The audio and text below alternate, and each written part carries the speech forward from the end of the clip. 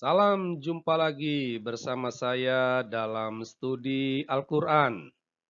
Studi Al-Quran kita kali ini membahas Al-Quran secara umum, bahwa Al-Quran itu dari Allah untuk Allah.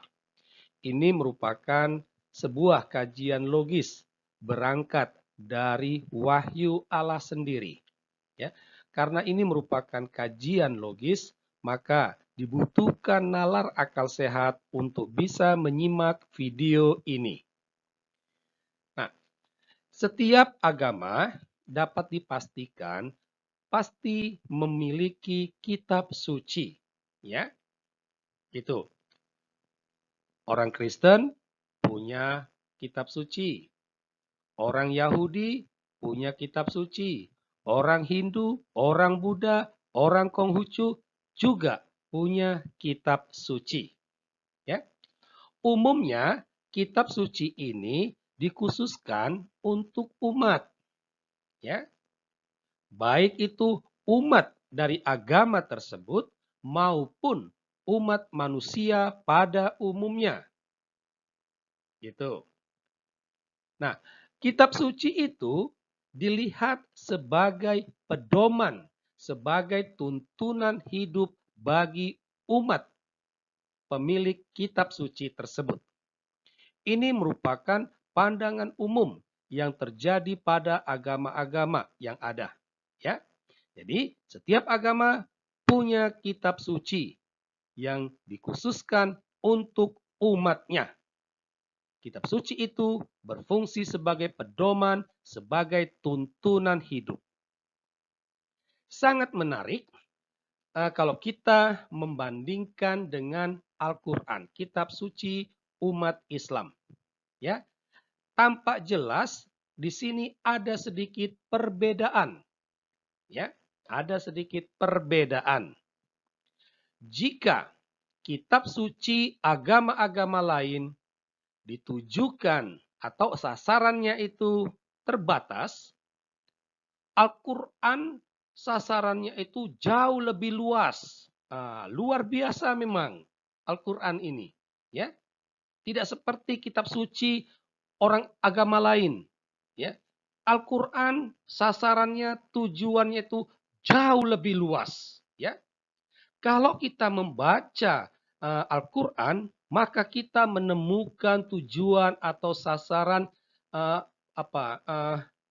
Al-Quran itu yang sama seperti kitab suci yang lain juga, dia dianggap sebagai pedoman tuntunan hidup. Ya, jadi kalau kita membaca Al-Quran, kita akan menemukan bahwa Al-Quran itu ditujukan kepada umat Islam, juga kepada orang kafir, kepada orang Israel, kepada ahli kitab, kepada umat manusia, kepada Muhammad, kepada istri Muhammad. Jadi Allah dia berfirman, wahai istri-istri Muhammad, nah, wahai Muhammad. Jadi itu ditujukan, ya, wahyu Allah itu ditujukan kepada Muhammad, kepada istri. Dan itu menjadi pedoman hidup bagi istri-istri Muhammad, bagi orang Israel, bagi orang kafir, dan lain sebagainya. Memang luar biasa.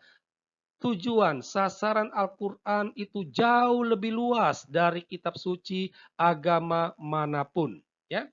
Dan yang menarik lagi, tujuannya tidak hanya sebatas ini. Ya. Masih ada sasaran tujuan Al-Quran lain itu yang sangat menarik, yaitu bahwa Al-Quran ini ditujukan juga untuk jin dan juga Allah. Ya, jadi Allah dia menyampaikan firman-Nya ini untuk golongan jin. Wahai golongan jin. Ini dapat kita baca misalnya dalam surah ke-6 ayat 130, surah ke-55 ayat 33, dan masih ada surah-surah lain. Jadi mau menegaskan bahwa wahyu Allah ini dibutuhkan oleh kaum jin sebagai pedoman. Nah, yang menarik adalah Al-Quran ini juga ditujukan untuk Allah. Jadi dari Allah, Al-Quran kan wahyu Allah, ya. Dari Allah untuk Allah, luar biasa, ya kan? Al-Quran ini, ya. Jadi ternyata Al-Quran dia sebagai pedoman untuk Allah, ya. Nah, benar tidak Al-Quran itu untuk Allah?